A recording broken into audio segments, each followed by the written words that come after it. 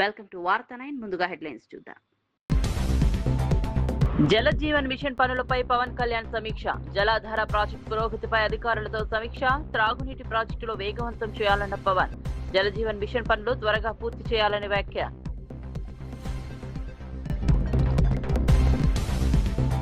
ప్రజా సంక్షేమమే లక్ష్యంగా పనిచేయాలన్న మహేష్ గౌడ్. ప్రభుత్వ పథకాలు ప్రజల్లోకి తీసుకెళ్లాలన్న మహేష్ గౌడ్. కాంగ్రెస్ శ్రేణులకు దిశానిర్దేశం చేసిన వైనం. ప్రజల సమస్యలపై పనిచేయాలన్న మహేష్ కుమార్ గౌడ్.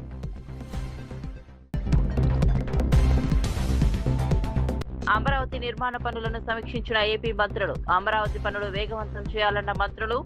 ఎమ్మెల్యే క్వార్టర్స్ పురోగతిని పరిశీలించిన వైనం. అమరావతి నిర్మాణాలపై క్షేత్రస్థాయిలో మంత్రుల సమీక్ష.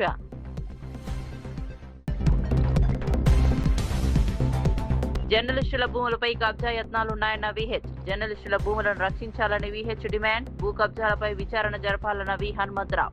జర్నలిస్టుల హక్కులు కాపాడాలని విజ్ఞప్తి.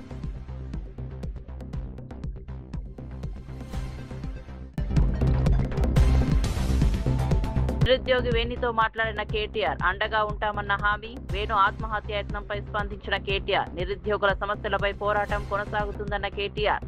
ఉద్యోగ నోటిఫికేషన్లు విడుదల చేయాలని కేటీఆర్ డిమాండ్. ఆంధ్రప్రదేశ్ ఉప ముఖ్యమంత్రి పవన్ కళ్యాణ్ మంగళగిరి క్యాంప్ కార్యాలయంలో జలజీవన్ మిషన్ కింద అమలు చేస్తున్న అమరజీవి జలధార ప్రాజెక్టు పురోగతిని సమీక్షించారు. సుమారు 3,050 కోట్ల వ్యయంతో అమలు చేస్తున్న ఈ ప్రాజెక్టు ద్వారా ఉమ్మడి తూర్పు, పశ్చిమ గోదావరి జిల్లాలో దాదాపు 33 లక్షల మందికి సురక్షిత త్రాగునీరు అందించడమే లక్ష్యంగా ప్రభుత్వం పనిచేస్తోంది. ప్రాజెక్టుకు సంబంధించిన ఇంటేక్ వెల్స్, నీటి శుద్ధి కేంద్రాలు, రిజర్వాయర్లు, పైప్ లైన్ పనుల పురోగతిపై అధికారులు పవన్ కళ్యాణ్ వివరించారు. నిర్ణీత గడువులోగా అన్ని ప్రధాన పనులు పూర్తి చేయాలని, తీర ప్రాంతాల్లో నీటి కొరత ఉన్న ప్రాంతాలకు ప్రాధాన్యత ఇవ్వాలని ఆయన ఆదేశించారు. రాష్ట్ర వ్యాప్తంగా అమలు చేస్తున్న జలజీవన్ మిషన్ పనులను త్వరలో క్షేత్రస్థాయిలో కూడా సమీక్షిస్తామని ఉప ముఖ్యమంత్రి వెల్లడించారు.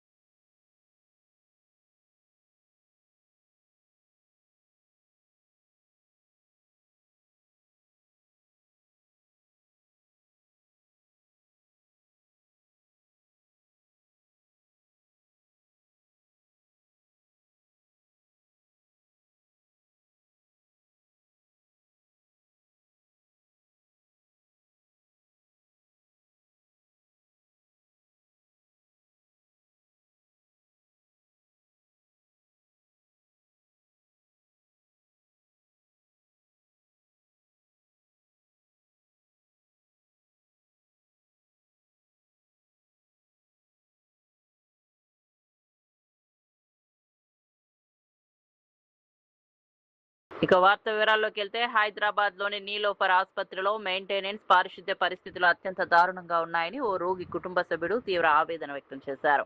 ఆసుపత్రిలోని బాత్రూంలు అత్యంత అపరిశుభ్రంగా ఉన్నాయని, రోగులు ఉపయోగించలేని స్థితిలో ఉన్నాయని ఆరోపించారు.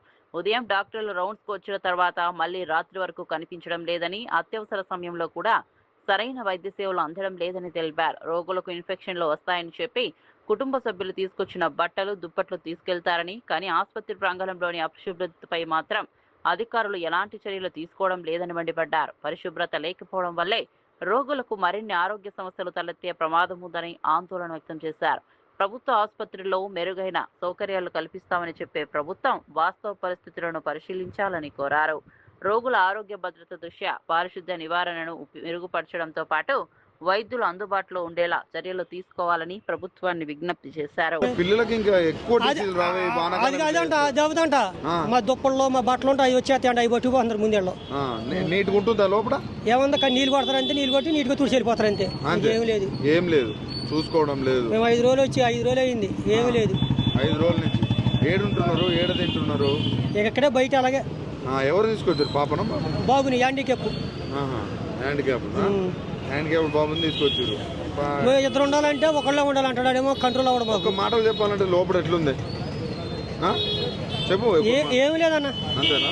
ఇక్కడ మొత్తమే కానీ 2 నెలలు 3 నెలలు పడుతుంది చెప్పలేము ట్రీట్మెంట్. ఇక్కడ 2-3 ఏళ్ళు పట్టినా కూడా చెప్పలేము.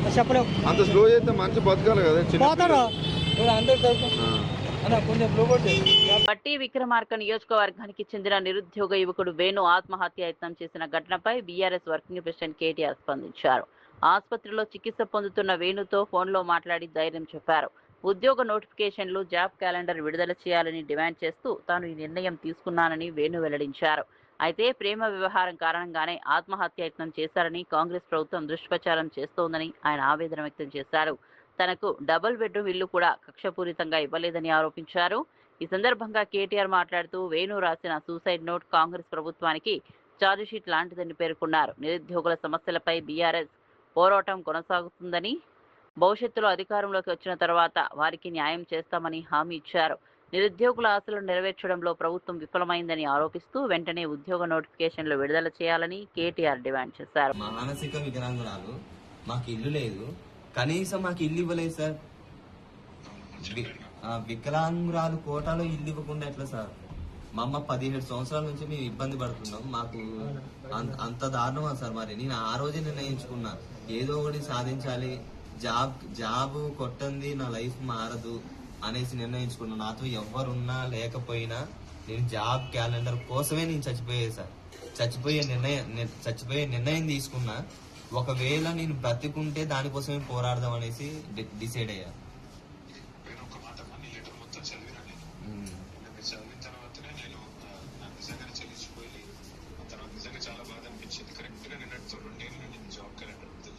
అవును సార్, అవును.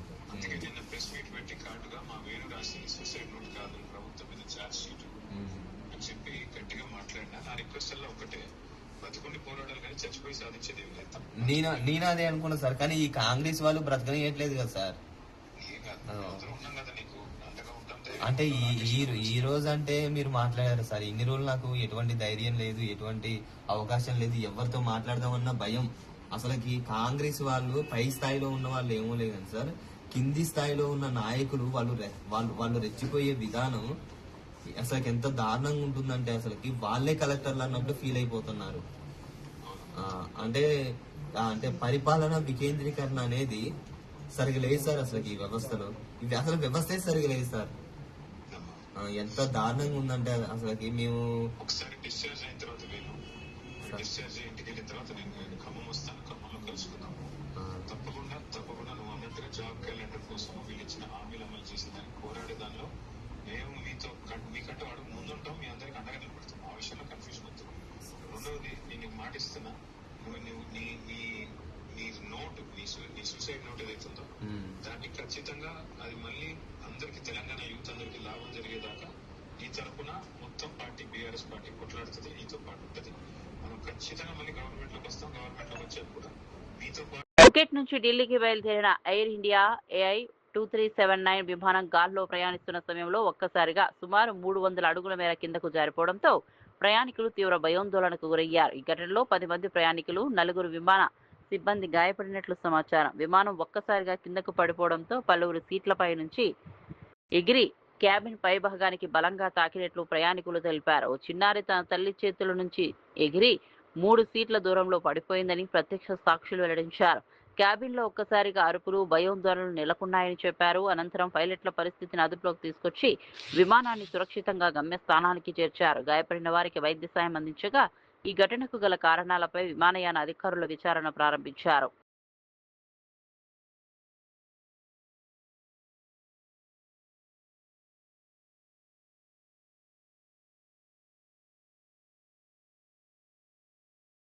తెలంగాణ కాంగ్రెస్ ప్రభుత్వ పనితీరుపై ఓ కాంగ్రెస్ కార్యకర్త తీవ్ర అసంతృప్తి వ్యక్తం చేసిన వీడియో ప్రస్తుతం రాజకీయంగా చర్చనీయాంశమైంది. తాను కాంగ్రెస్ కార్యకర్తనే అయినప్పటికీ ప్రస్తుత ప్రభుత్వ పనితీరును సమర్థించలేనని ఆయన అన్నారు. ఇప్పుడే ఎన్నికలు జరిగితే కాంగ్రెస్ కు డిపాజిట్లు కూడా రావని, ప్రభుత్వం ప్రజల విశ్వాసాన్ని కోల్పోయిందని వ్యాఖ్యానించారు. ఎన్నికల సమయంలో కాంగ్రెస్ కు ఓటేయాలని ప్రచారం చేసినందుకు ఇప్పుడు గ్రామంలో తనను ప్రజలు ప్రశ్నిస్తున్నారని, విమర్శిస్తున్నారని ఆవేదన వ్యక్తం చేశారు. ముఖ్యమంత్రి రేవంత్ రెడ్డి నాయకత్వంలో పార్టీ పరిస్థితి మరింత దిగజారిందని ఆరోపించారు. ప్రజలకు ఇచ్చిన హామీల అమలులో ప్రభుత్వం విఫలమైందని, అభివృద్ధి, సంక్షేమ అంశాల్లో ఆశించిన ఫలితాలు కనిపించడం లేదని అన్నారు. 2 లక్షలుగా 2 రూపాయలుగా ఆయన కొత్త ఏమైనా అమలు చేసిండానే ఏదైనా ఒక పథకం పెట్టిండా వరకు మీకు 6,000 అన్నాడు కదా రైతులకి, 7,500 6,000 ఇస్తాను అంటుండే. ఈ గవర్నమెంట్ మళ్ళీ వస్తే రైతులకైతే నరకాలి. ఇప్పుడు ఎలక్షన్ పెట్టాను, ఒక్క డిపాజిట్ కానీ ఒక మొత్తం కూలిపోతుంది, అది ఒక్క డిపాజిట్ కూడా రాదు. మీ కాంగ్రెస్ వాళ్ళు ఇట్లా అంటే కాంగ్రెస్ పార్టీ మరి అట్నే అనిపిస్తుంది. ఆయన చేసే పని అంతే, 5 పనులు ఉన్నాయి అనేది. మరి పెద్ద పెద్ద మాటలు మాట్లాడతారు, ఆయన గుద్ద మాట్లాడతాడు. వాడు చేపెట్టి రైతులు అయితే నరకం చూస్తారు. ఏం రైతు రుణమాఫీ చేయపోయా, రైతు బంధు కరెక్ట్ ఎత్తలేడా? రైతు బంధు ఇస్తాడా? కేసీఆర్ ఉన్నప్పుడు టకా టకా టకా టకా ఒక్క కొడితే మళ్ళీ దేశం మొత్తం 2 రోజుల్లో కంప్లీట్ అయ్యేది. రైతు బంధు క్లోజ్ చేసిండు. రాను క్లోజ్. బోనస్ లేదు, బోనస్ ఎక్కడ బోనస్ ఇస్తాడు? బోనస్ లేదు. ఓట్లే అని అప్పుడు తిరిగినామా ఊర్లే? తిరిగినాం, చాలా కష్టం. ఇప్పుడు తిరుగుతారా? చాలా ఓట్లు కాంగ్రెస్ కోటే అని. సరే, అప్పుడు నువ్వు ఓటే అన్న వాళ్ళు ఉంటారు కదా, అరే ఏమరో బాబు ఏంటివి అని అడుగుతలే నేను. చాలా మంది తిడతారు, ఈ ప్రభుత్వం ఏంది ఇది, అంత బరిగుద్ద పరిబుద్ధం అంటే ఇది 20 సంవత్సరాల దాకా ఇది తొక్కి పడేసినట్టు. ఇది మళ్ళా లేవదు. రాష్ట్రంలో సాగునీటి కొరత కారణంగా రైతులు తీవ్ర ఇబ్బందులు ఎదుర్కొంటున్నారని పలువురు రైతులు ఆవేదన వ్యక్తం చేశారు. కాంగ్రెస్ ప్రభుత్వం అధికారంలోకి వచ్చిన తర్వాత నీటి సమస్య మరింత తీవ్రమైందని ఆరోపించారు. పంటలకు సరిపడా నీరు అందక వ్యవసాయం దెబ్బతింటోందని, ఈసారి పంటలపై ఆశలు కూడా వదులుకున్నామని చెప్పారు. యూరియా కోసం వెళ్లే పరిస్థితి కూడా లేదని, నీళ్లు లేక ఎరువులు వేసినా ప్రయోజనం ఉండదని పేర్కొన్నారు. రైతు బంధు సాయం కూడా పలుమార్లు అందక తీవ్ర ఆర్థిక ఇబ్బందులు ఎదుర్కొంటున్నామని తెలిపారు. ప్రభుత్వం రైతుల సమస్యలను వెంటనే పరిష్కరించి సాగునీటి సరఫరా మెరుగుపరచాలని డిమాండ్ చేశారు. రైతులకు ఇచ్చిన హామీలను అమలు చేసి వ్యవసాయాన్ని ఆదుకోవాలని కోరారు. సాగునీరు, పెట్టుబడి సాయం, పంటల రక్షణ చర్యలు చేపట్టకపోతే గ్రామీణ ఆర్థిక వ్యవస్థపై తీవ్ర ప్రభావం పడుతుందని రైతులు హెచ్చరిస్తున్నారు. ఇంకా ఓటేసుడు కాదా వాడిని చూసుడే వద్దు. ఎందుకట్లా? ముఖ్యమంత్రి అంత మాట అంటాను. ముఖ్యమంత్రి సలహా మంది జనానికి సక్కలేదు. ముఖ్యమంత్రి ఏం చేస్తాడు? పసుల కాపరి మంచివాడు అయితేనే పసులు మంచిగా ఉంటాయి. కాపరి తప్పున్నప్పుడు పసులు రక్తం చల్లురు అంటాను. నీళ్ళు లేకపోతే పంటలు సల్లిగా మొన్న రక్తం తీసి రక్తం తీసి కూడా చల్లిరు పంటలేవా మరి? గిట్ట పండుతుంది అలా ఏమి కనపడుతుంది మీకు? వస్తా అంటే ఏమన్నా చేనులు పోయి పైర్లు ఊర్లు ఏమన్నా ఏం లేవు. యూరియా గిట్లా దొరుకుతానా? యూరియా లేదు, మేము దానికి పోతలేము. ఇక ఇక్కడ లేవుగా, వేస్తాను ఏం లేస్తాం తెచ్చి పూటి బీట్లో చల్లాలన్నా. ఓకే, పంటలేవు కాబట్టి యూరియా పోతలేరు, అందుకే లొల్లులు తగ్గినాయి. పోతలేము. ఓకే, అందరూ లొల్లులు అనుకుంటారు కానీ పంటలు లేవు అసలు. అది లేదు, పంట ఏదైనా పైరు వేసుకునే దానికి వేసేందుకు మందు బత్తాలు అవి తెస్తాం. అది లేనే లేదా, దేనికి ఎత్తాం? గడ్డికి ఎత్తాం. అయితే చుట్టూ బీట్లకు స్టేజ్ల మీద రైతుల హైదరాబాద్ లోని గాంధీ భవన్ లో టీపీసీసీ అధ్యక్షుడు మహేష్ కుమార్ గౌడ్ మీడియా సమావేశం నిర్వహించారు. ఈ సందర్భంగా రాష్ట్ర ప్రభుత్వం అమలు చేస్తున్న సంక్షేమ అభివృద్ధి కార్యక్రమాలపై ఆయన వివరించారు. ప్రజలకు ఇచ్చిన హామీల అమలులో ప్రభుత్వం కట్టుబడి పనిచేస్తోందని తెలిపారు. పార్టీ నాయకులు, కార్యకర్తలు ప్రభుత్వ పథకాలను ప్రజలకు చేరవేసే బాధ్యత తీసుకోవాలని సూచించారు. గ్రామ స్థాయి నుంచి రాష్ట్ర స్థాయి వరకు ప్రజల సమస్యలను తెలుసుకుని వాటి పరిష్కారానికి కృషి చేయాలని పిలుపునిచ్చారు. కాంగ్రెస్ పార్టీ ప్రజా సంక్షేమమే ధ్యేయంగా ముందుకు సాగుతోందని పేర్కొన్నారు. ప్రభుత్వంపై వస్తున్న విమర్శలను ప్రజల ముందే తిప్పికొట్టాలని పార్టీ శ్రేణులు సమన్వయంతో పనిచేయాలని సూచించారు. రాబోయే కార్యక్రమాల్లో ప్రతి కార్యకర్త చురుగ్గా పాల్గొని ప్రభుత్వ విజయాలను ప్రజల్లోకి తీసుకెళ్లాలని మహేష్ కుమార్ గౌడ్ కోరారు. ఇవ్వాల్సిన అవసరం ఉన్నది. మనిషి అనేవాడు ఎవరైనా తన సాటి మనిషి బతుకుని మంచిని కోరుకుంటాడు.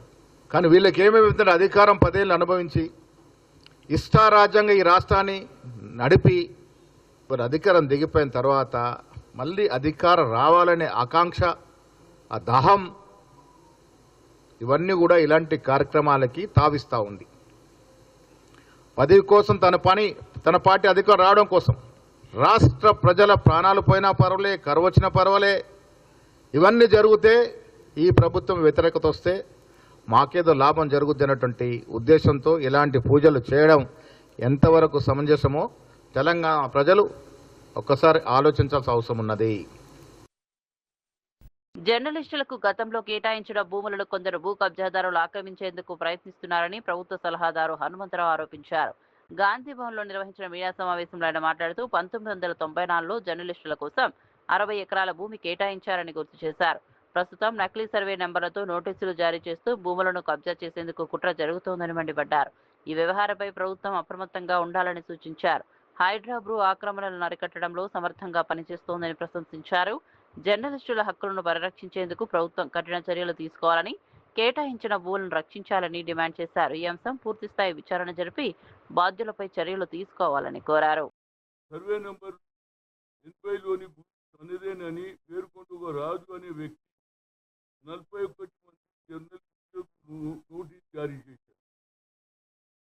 కానీ జర్నలిస్ట్ కేటాయించిన సర్వే నెంబర్ ఎంత తెలుసా? 74. ఇక దీంతో మీరు అర్థం చేసుకోండి సర్వే నెంబర్లు ఎట్లయితున్నది. ఒక ఆధారంగా చూపిస్తాను. ఎందుకంటే కలెక్టర్ గారు రాసినది చూస్తే fake survey number 28/3 created by Reddy, Rajagopal Reddy and others. అంటే అందులో ఏ పేరు నర్సయ్య. అంటే ఇది ఎట్లా నడుస్తుందంటే భూ కబ్జాదారులు, ఎందుకంటే ఎప్పుడైతే మా ముఖ్యమంత్రి గారు రావడంతో నేను మొదలు కూడా అనుకుని ఇది ఐడియా ఏంటిరా బాబు, మున్సిపల్ కార్పొరేషన్ ఉన్నాను, కానీ ఆయనకు ఒక మంచి ఆలోచన వచ్చింది. ఆయన ఏది అసెంబ్లీలో అదేవిధంగా పార్లమెంట్ మెంబర్గా ఉన్నప్పుడు ఒక ఆలోచన చేశాడు. ఇది మున్సిపల్ కార్పొరేషన్ కాదు, హైడా అనేది పెట్టితే దీనివల్ల భూములు కాపాడాలనే ఆలోచనతో హైడా ఏర్పరిచి రంగనాథ్ గారిని కమిషనర్గా ఇవ్వడం జరిగింది, ఒక పోలీస్ ఆఫీసర్. అందులో భాగంగానే నా సొంత ఊరైనటువంటి అంబర్పేటలో 30 ఏళ్ళ నుంచి కొట్లాడుతున్న 30-35 ఏళ్ళ నుంచి అది పేరే బతుకమ్మ కుంట.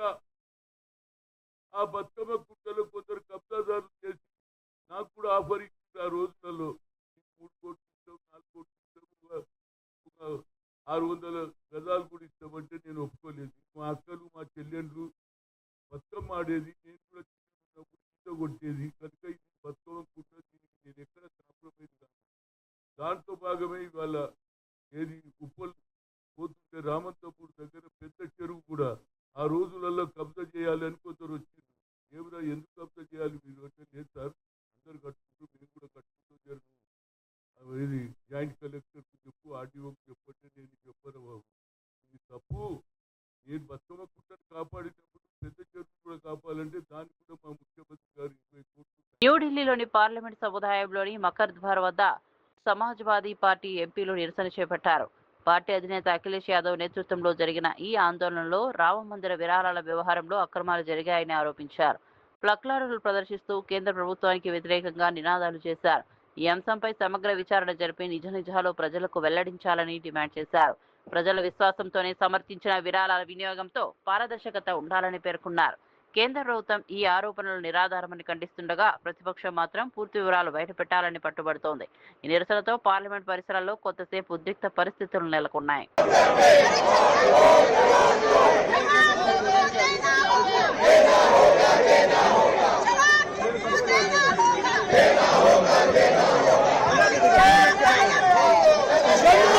छोड़ गद्दी छोड़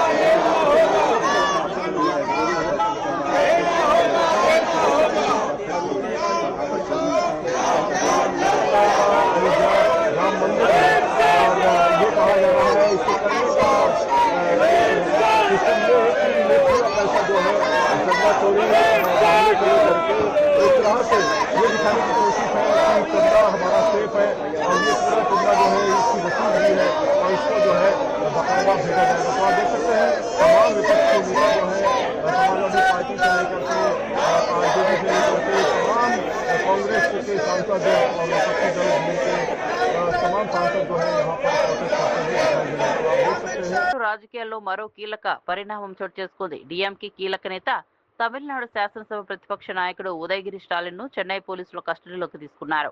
ఇటీవల తంజావూరులో జరిగిన కావేరీ జలాల నిరసన ర్యాలీలో ముఖ్యమంత్రి జి జోసెఫ్ విజయ్ను ఉద్దేశించి ఉదయనిధి చేసిన వ్యాఖ్యలు తీవ్ర వివాదానికి దారితీశాయి. వ్యాఖ్యలు మహిళలను కించపరిచే అసభ్యకరంగా ఉన్నాయని ఆరోపిస్తూ టీబీకే మహిళా విభాగం తంజావూరు ఈస్ట్ పోలీస్ స్టేషన్లో ఫిర్యాదు చేసింది. ఫిర్యాదు ఆధారంగా పోలీసులు కేసు నమోదు చేసి విచారణ చేపట్టారు. అనంతరం ఉదయనిధిని కస్టడీలోకి తీసుకోవడంతో రాష్ట్ర రాజకీయాల్లో ఉద్రిక్తత నెలకొంది. డీఎంకే నాయకులు ఈ చర్యను రాజకీయ కక్ష సాధింపుగా అభివర్ణిస్తుండగా చట్టం ప్రకారమే చర్యలు తీసుకున్నామని పోలీసులు చెబుతున్నారు.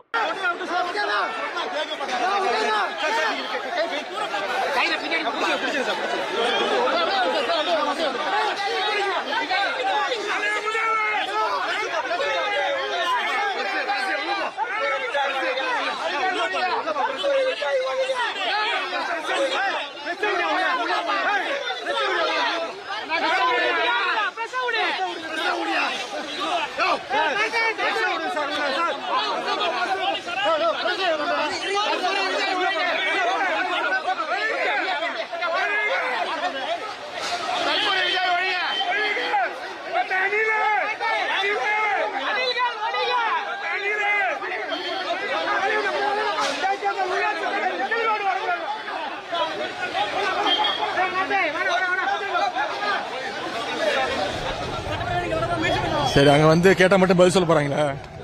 పవిత్ర శ్రావణ మాసాన్ని పురస్కరించుకొని ఉత్తరాఖండ్ లో ప్రముఖ శైవ క్షేత్రం ఖైరతానాథ్ ధామ్ కు భక్తులు భారీగా తరలి వస్తున్నారు. హిమాలయ ప్రాంతంలో భారీ వర్షాలు, ప్రతికూల వాతావరణ పరిస్థితులు కొనసాగుతున్నప్పటికీ శివభక్తులు తమ భక్తిని చాటుకుంటూ ఆలయానికి చేరుకుంటున్నారు. దేశంలోని వివిధ రాష్ట్రాల నుంచి కావడీలు, భక్తులు పెద్ద సంఖ్యలో తరలి వస్తుండటంతో ఆలయ పరిసరాలు భక్తజనంతో కిటకిటలాడుతున్నాయి.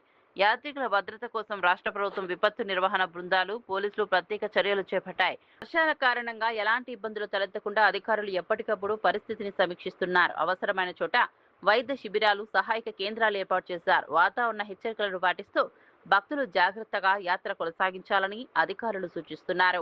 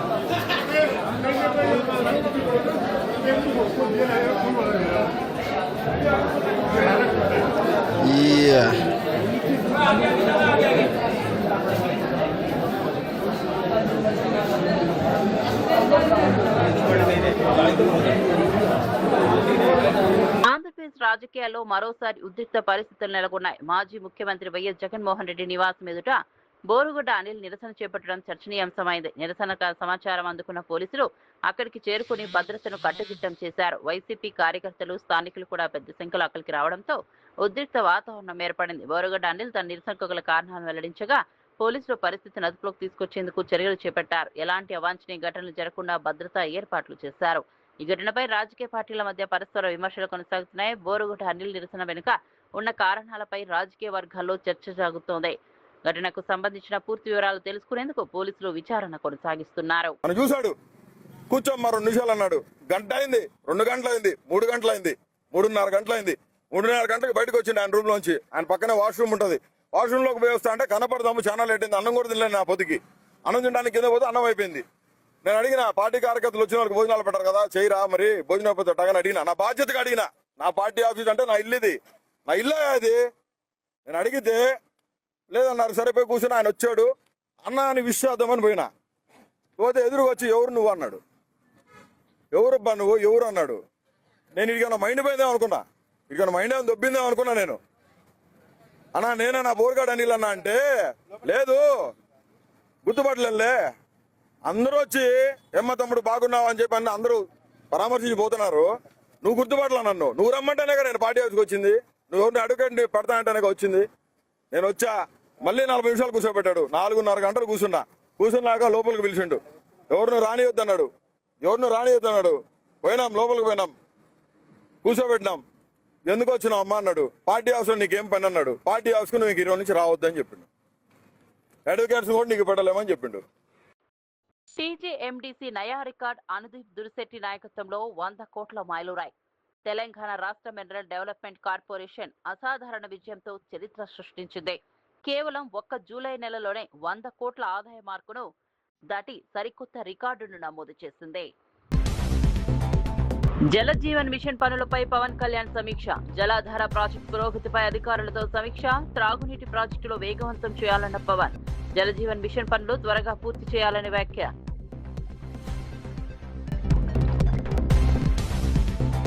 ప్రజా సంక్షేమమే లక్ష్యంగా పనిచేయాలన్న మహేష్ గౌడ్.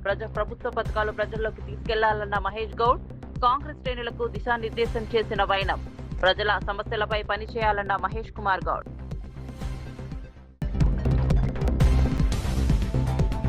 అమరావతి నిర్మాణ పనులను సమీక్షించిన ఏపీ మంత్రులు. అమరావతి పనులు వేగవంతం చేయాలన్న మంత్రులు. ఎమ్మెల్యే క్వార్టర్స్ పురోగతిని పరిశీలించిన వైనం. అమరావతి నిర్మాణాలపై క్షేత్రస్థాయిలో మంత్రుల సమీక్ష.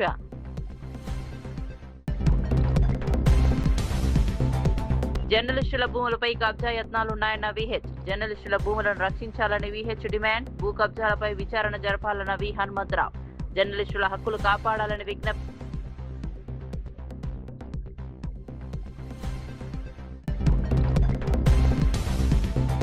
నిరుద్యోగి వేణితో మాట్లాడిన కేటీఆర్. అండగా ఉంటామన్న హామీ. వేణు ఆత్మహత్య యత్నంపై స్పందించిన కేటీఆర్. నిరుద్యోగుల సమస్యలపై పోరాటం కొనసాగుతుందన్న కేటీఆర్.